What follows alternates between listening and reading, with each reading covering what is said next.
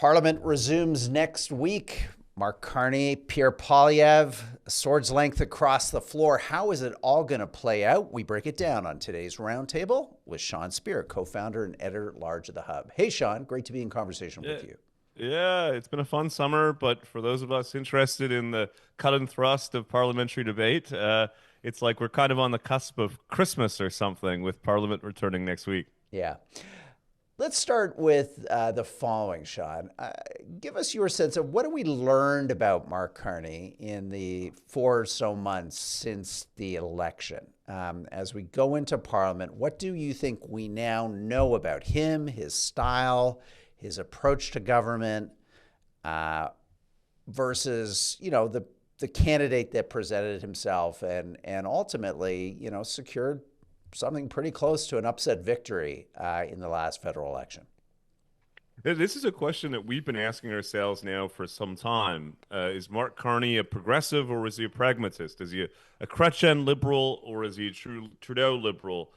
What's his theory of the case when it comes to the role of government in the economy and society and some of these other issues that have animated federal politics for the past decade?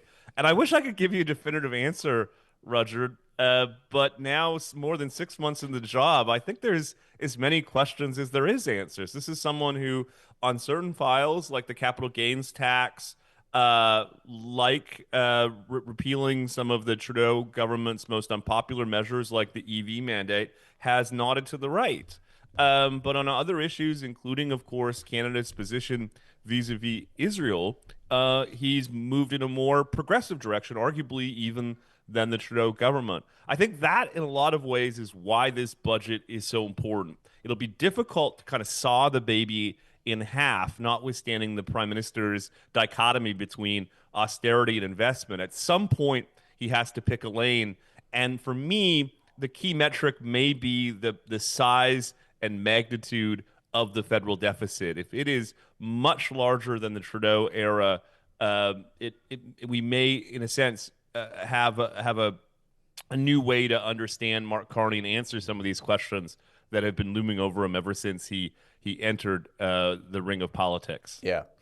Let me just, for the sake of argument, put a sharper point on things in terms of what we've learned over the last 4 months. I guess what surprised me is, and again, this may sound naive to our hardcore political listeners and practitioners, but I guess what surprised me is the gap between the rhetoric and the reality. So it's September 11th. We're going into Parliament next week. We have no comprehensive deal with the Americans. This was a prime minister and a candidate during the election that talked just about that, a grand security and economic bargain. We seem no closer on that. We were promised free trade in Canada at all costs, by any means, by the 1st of July, and then shortly thereafter by the provinces. Every indication suggests either that's no longer a priority as the Trump threat has receded, or the gains, especially on the part of the provinces, towards any kind of comprehensive free trade have slowed to a crawl. And, I could add other things to this slip between kind of cup and lip between the election and now. And, we could talk about no pipeline in the first 5 proposals that were announced this week. Maybe it's coming. It could be coming. But again, it's interesting that there wasn't an effort to put it out front, or the bolder talk during the election of turning Canada into a, quote, energy superpower.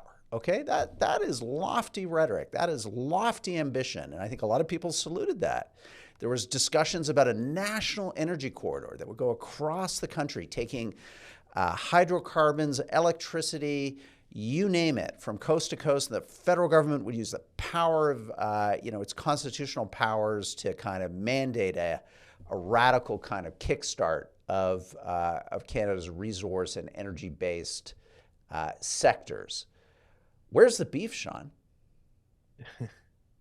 Yeah, it's a great point, and I think I speak for some of our conservative listeners and viewers who are frustrated that the gap between rhetoric and results thus far has received less scrutiny from the media. Take your first the first item on your list, the commitment to a trade and security agreement that the Prime Minister made in the English language debate, and then subsequently after the election, at various points, Rudyard, we were given dates when such an agreement was expected to conclude, first in July, then August, and recently, uh, the Prime Minister's language about a trade and security agreement has just been completely disappeared, and instead we're now talking about renegotiating Kuzma. It prompts the question, what happened?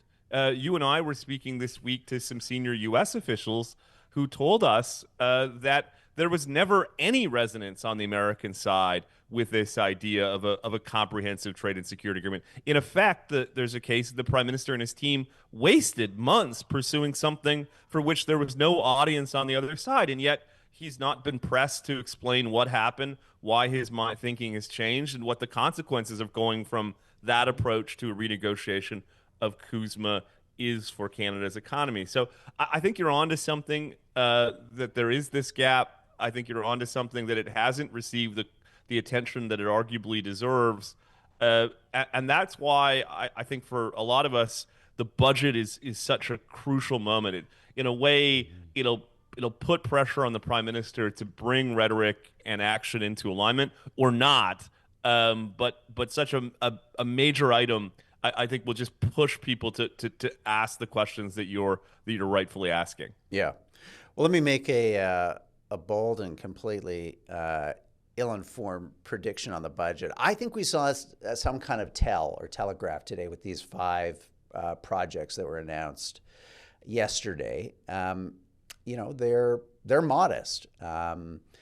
They are probably not unimportant to the Canadian economy over, let's say, the next decade. They're projects that other governments conceivably would have done regardless of the Trump threat or not.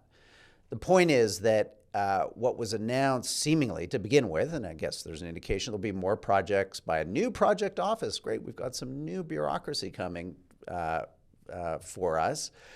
I'm getting a feeling, Sean, that the budget, that there's fiscal pressure that is showing up for this government, that they are seeing probably declining tax revenues. We've seen some of those numbers out of the recent StatsCan reports on the economy. They've lost, half at least of their reciprocal tariff income that had been factored into their campaign platform.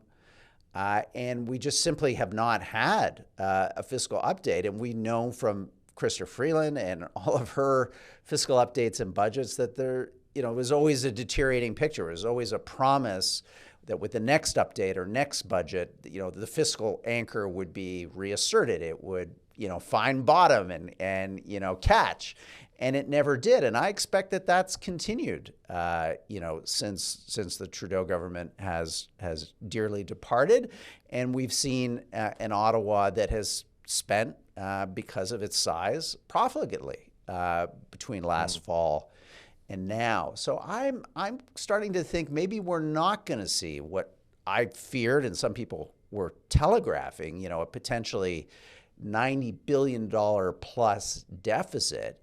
Maybe some combination of what this, again, super financially literate Prime Minister is seeing in our own internal public finances, and then something we've talked before, the real problems that large economies like Britain and France are now facing in terms of selling their longer duration debt to international investors based on a deteriorating fiscal picture within those countries, especially acute in the United Kingdom, where, after all, Mark Carney was an advisor to Keith Starmer, the Prime Minister, on economic issues before he joined the Liberal Party of Canada last fall and ran for the leadership.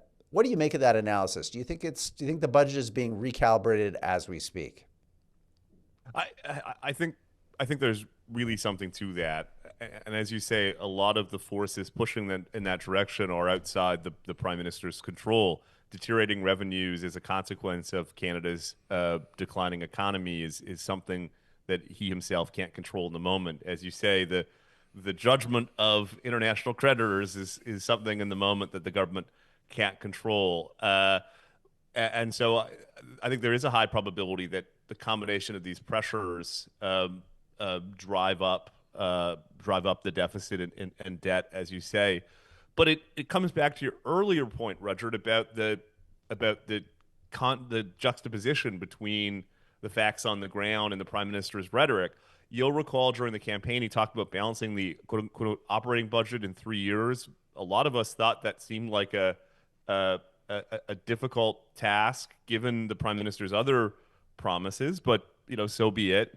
And since the election, he's only doubled down on that rhetoric. For goodness sakes, a week ago he was talking about bloody austerity. And so, Yeah. I think if there is one kind of overarching theme to this exchange, it's that like something eventually has to give between the prime minister as he presents himself to the country and the prime minister as his agenda manifests itself. And I keep coming back to this point. But for those of us trying to parse who he is, what makes him tick, what's his theory of the case, I think this budget has to be understood as defining. It will be, for better or for worse, the moment where the prime minister puts his stamp on the government's agenda, on the country's public finances, and in a way, all of the extent to which people are imposing a set of their own preferences on him will buck up against the reality of Prime Minister Carney and his agenda. Yeah. Look, I would salute it. There may be, a lot of central banker training in him where it's very difficult for him to be fiscally irresponsible. Now, that still may mean a $40 or $50 billion deficit or something north of there, but it may not mean, again, embracing the rhetoric of the campaign, this was a once-in-a-generation threat. Yes. That we needed to engage in a kind of a wholesale, whole of government kind of approach to security, to trade, to the economy.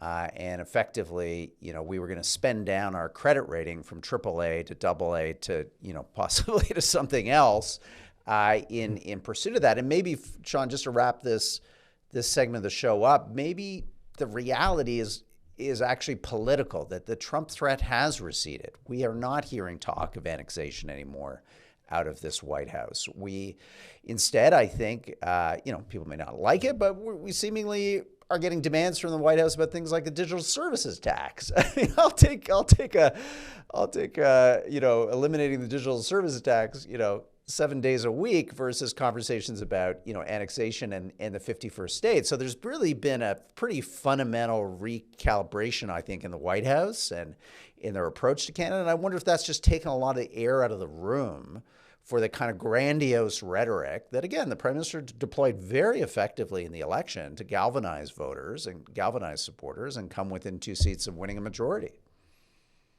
Yeah, I think that's right. The only other thing I would add, Rudyard, is one shouldn't underestimate the extent to which the government of Canada represents a series of blocking mechanisms and stakeholder dynamics and constitutional forms of analysis and all of the various things that can take someone who ran the Bank of Canada, a non-democratic institution where Mark Carney could effectively impose his will, into the government of Canada, where I think we've heard both publicly and privately he is bracing a bit in terms of bucking up against all of these impediments to the flowering of Carney's agenda. I think one of the most interesting reports we've seen in recent days, for instance, is speculation that he wants some Liberal MPs out so he can bring his own people in, including into the cabinet before the end of the year. Whatever one thinks of personnel, whatever one thinks of all of these issues, at the end of the day, this is Mark Carney's government. This is going to be Mark Carney's budget. And I think the real Mark Carney is going to stand up, for better or for worse. And I think the net effect will be to bring him back down to earth a bit in the minds of Canadians. Yeah. Well, it's going to be a fascinating legislative session. You couldn't think of two sharper compares and contrasts in terms of their overall approach, with Pierre Poilievre really kind of leading, as we've seen, on issues around affordability, crime, other kind of close to the ground, kind of close to voter feelings, immigration too, versus Carney, keeping to, maybe to his credit, to his kind of technocratic view of, state finance capitalism, a large role for government in the economy for shaping the future trajectory of the Canadian nation state out of Ottawa with the power and purse of the federal government. Those two sharp views are going to clash, and I think it's going to make for a very interesting and I would think maybe surprisingly consequential legislative session this fall. Sean, let's say goodbye to our